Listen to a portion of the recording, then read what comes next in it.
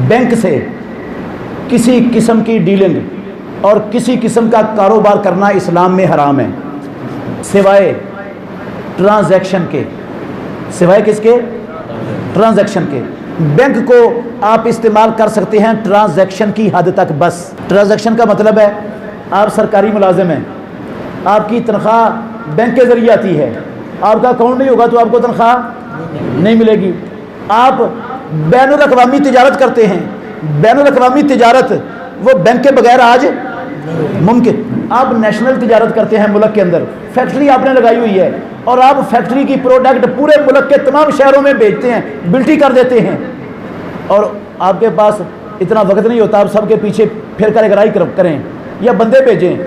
आप उनको अकाउंट का नंबर दे देते हो, भाई बिल्टी आपको पहुंच जाएगी तो आप इतने पैसे मेरे अकाउंट में जमा।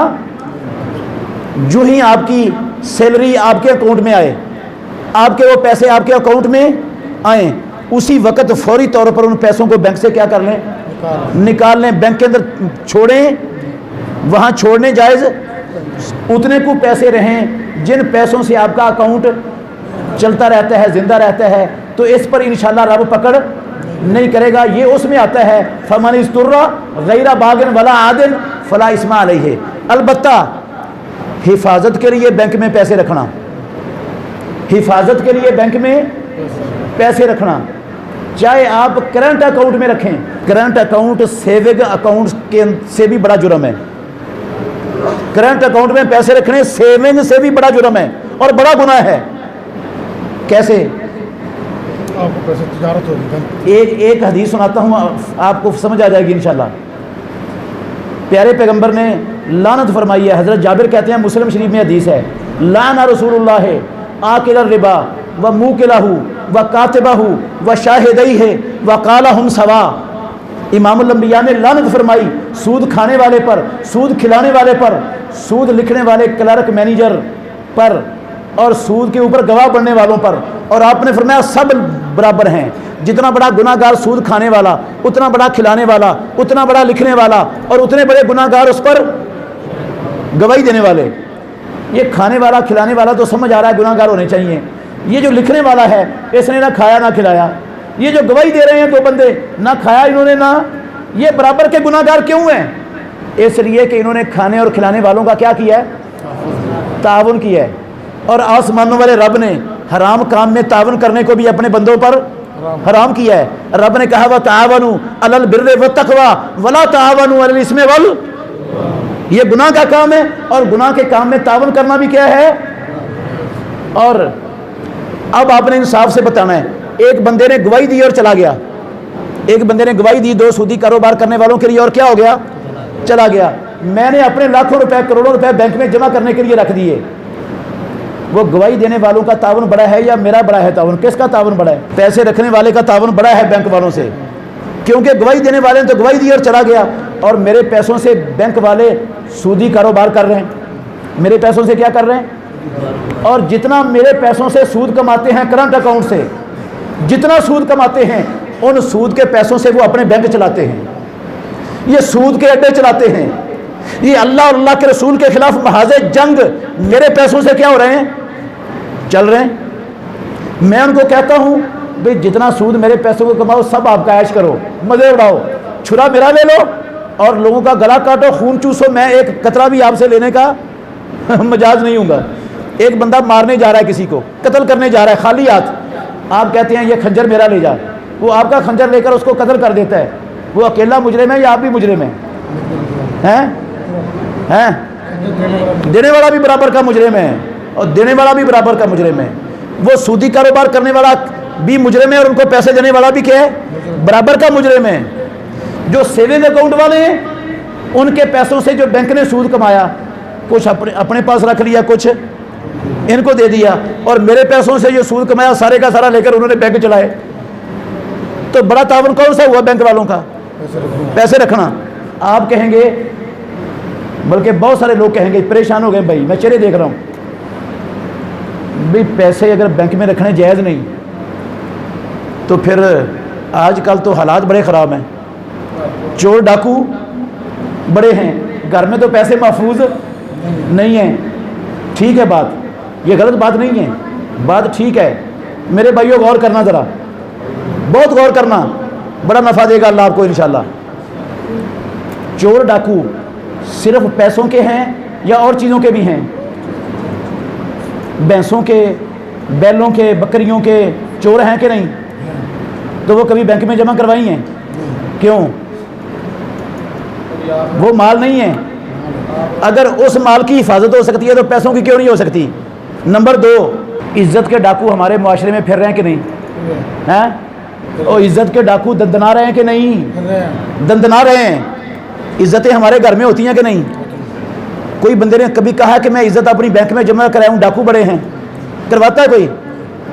अगर इज्जत की घर में हिफाजत हो सकती है जो पैसों से अरब खरब गुना ज़्यादा कीमती है, तो पैसे जो हाथ के मैल कुचैल हैं उसकी घर में हिफाजत क्यों नहीं हो सकती भाई? ये कौन सी मजबूरी? इज्जत की हो जाती है घर में हिफाजत, पैसे की नहीं होती। पैसे की वक्त मजबूरी बन जाती है यार। अगली बात, अल्लाह ने जो मुकद्दर में मेरे नुकसान लिख दिया है वो मेरा नुकसान होके रहना है या नहीं होना? और जो नहीं लिखा वो कायनात की कोई ताकत मेरा नुकसान कर नहीं सकती। और रब ने मुकद्दर मेरे दुनिया में आने से पहले का लिखा हुआ है। लिखा हुआ कि नहीं? हैं? कब का लिखा हुआ है? सही मुस्लिम की हदीस है, प्यारे पैगंबर ने कहा अल्लाह ने ज़मीनों आसमानों को पैदा करने से 50,000 साल पहले कलम को पैदा करके सब कुछ लिखवा दिया जो क़यामत तक हो। ये जो बातें हो रही हैं ये भी लिखी हुई थी उस वक्त। आपने ये बातें सुननी है बैठकर इस मस्जिद में, ये सारा कुछ लिखा हुआ था, रब को पता था। ये ज़मीनों आसमानों के बनाने से 50,000 साल पहले का लिखा हुआ है। जो मेरा नुकसान होना है वो भी लिखा हुआ है, जो नहीं होना वो भी लिखा हुआ है। अच्छा, अगर अल्लाह ने मेरे मुकद्दर में नुकसान लिख दिया मेरे पैसे का, तो बैंक में रखने से बैंक मुझे उस नुकसान से बचा लेगा? रब का लिखा हुआ बदल जाएगा? है तकदीर बदल जाएगी? मैंने देखा है, आपने भी देखा होगा, एक बंदा उसने पैसे रखे बैंक में, ज़रूरत पर वो निकलवाने के लिए गया, उसने कैशियर से दथियाँ ली पैसे की, उधर खड़ा होके गिन रहा है। वो डाकू ने आके कनपटी पे पिस्टल रख दिया, कहता हाजी साहब ये गिनने की तकलीफ़ ना करें, मैं खुद ही गिन लूँगा, इधर दे दो। वो लेकर वो गया, बैंक ने बचा लिया।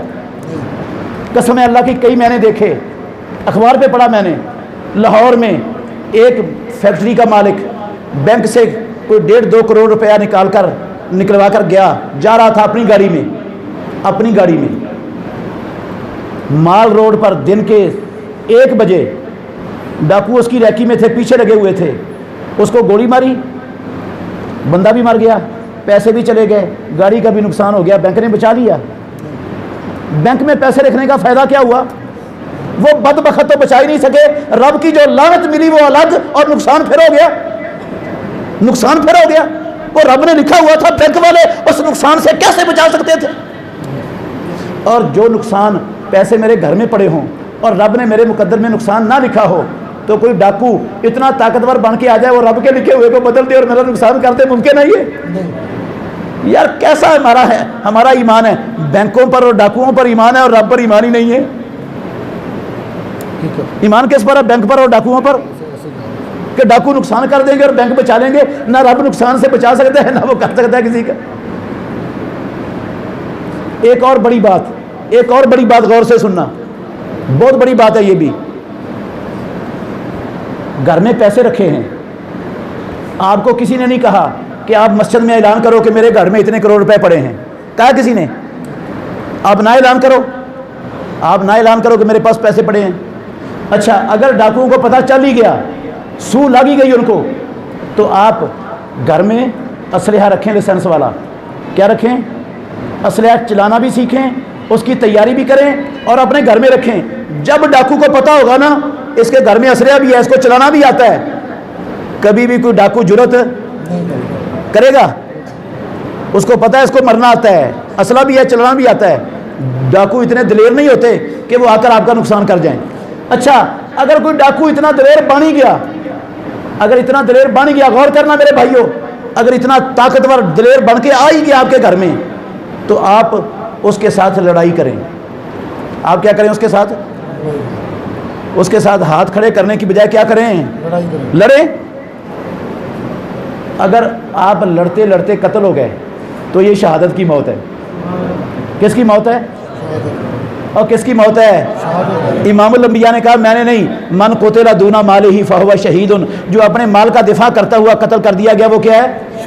यार घर में बैठे बैठाए शहादत की मौत मिल गई, इससे अफजल मौत कौन सी है शहादत से दुनिया में? और वैसे क्या ख्याल है आपका, अगर मेरी मौत का वक्त नहीं लिखा तो डाकू मार देगा ना मुझे? मेरी वक्त मौत से पहले मार देगा ना? मेरी मौत डाकू के हाथ में है, रब के पास तो नहीं है ना? कैसा अजीब ईमान है यार हमारा।